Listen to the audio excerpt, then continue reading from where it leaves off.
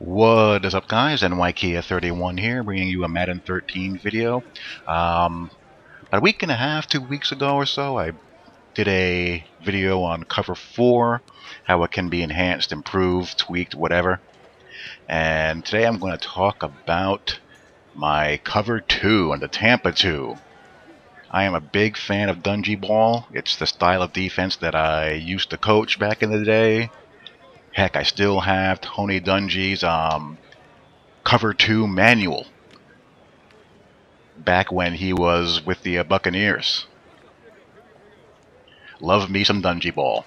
And, you know, there are still quite a few teams that run Tampa 2 in the NFL. Monty Kiffin is bringing it to the Dallas Cowboys.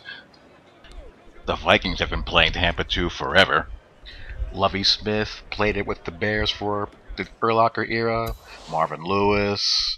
The Colts for years and years and years, of course. The Giants play a bit of a hybrid, and, you know, some others. I'm going to go over Cover 2 hard in this situation, or in this case. What is the difference between a basic Cover 2 and the Tampa 2? Cover 2 came into vogue in the NFL when Bill Walsh was terrorizing offenses with the West Coast. The idea behind it was to jam those two outside receivers, reroute them inside into those linebackers, and knock the wide receivers' heads off on any shallow crossing routes and slants and whatnot. Of course, offensive coordinators aren't stupid.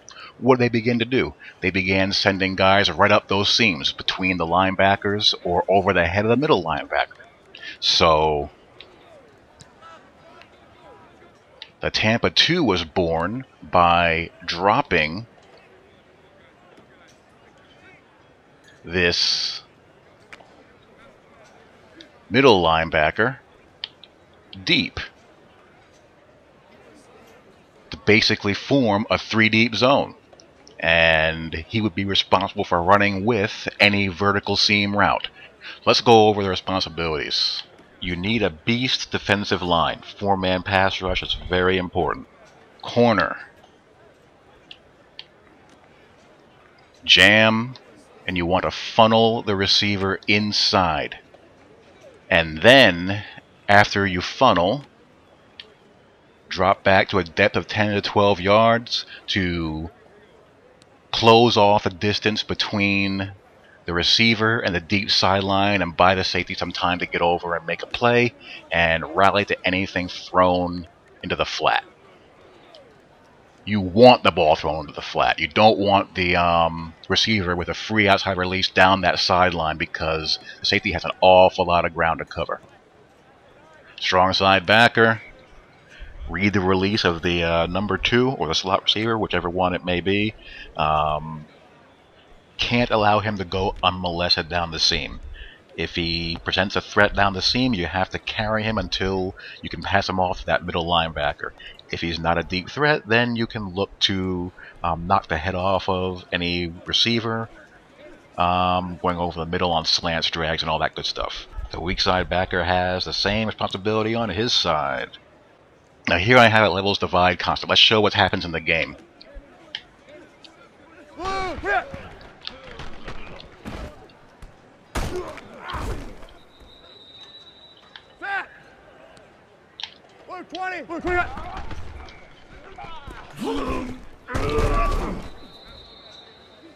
Let's go, set. It doesn't quite work as drawn up. That was pretty decent, actually, that example here. But the problem here is the deep sideline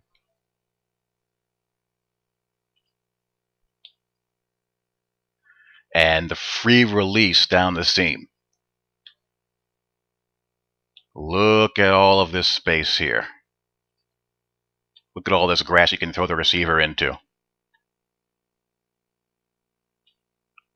Now he does a pretty decent job of, you know, getting in the window here, which would be great in a curl situation. But his first responsibility is to check number 2 here. He can't just let him go unobstructed down the seam. And that's what you see too often with seam routes in this game, and why they're such easy pickings versus zone coverage. What should be happening is this. Let's start out with the corner first.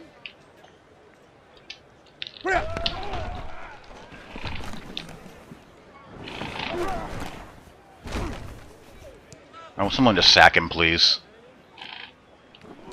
I'm using 2 controllers. I'm manually jamming, and I'm carrying him, gaining width and depth to close off that gap. I'm kind of rubbing up against him here, but you get the idea. You want to close off that seam first and foremost, and then rally to anything that's coming up front. Here you want to carry that seam threat, and then rally underneath. There's going to be holes in any zone, but you want to make those holes as small as possible. You see the difference here between the window when you carry the vertical defender until he reaches your help. Look how much tighter the window is down the seams here.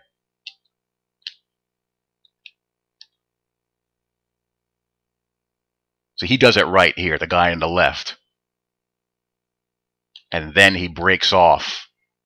So better down distance awareness will help narrow those windows and make those throws a little bit harder to make and to complete.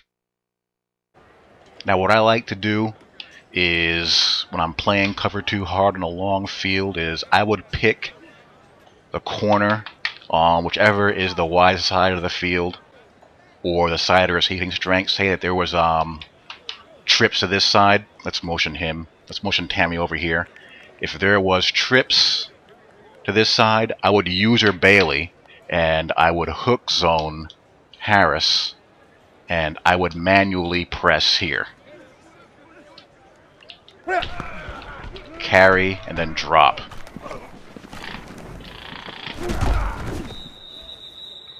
That looks a lot more like how a cover 2 hard technique should be played.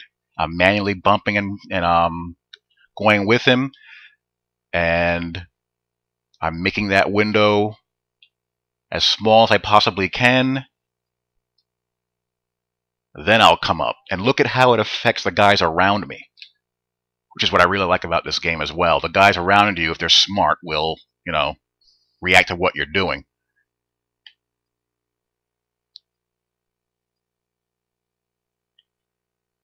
Using good position. DJ Williams, nothing there. He's an athletic beast.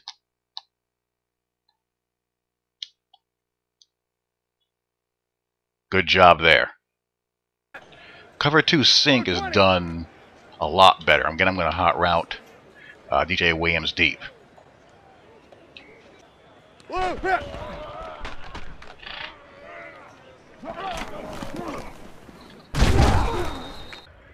You don't have the jam, but Bailey will carry and close that window off. Ideally I'd like to have just one cover 2 play instead of having to mix and match it.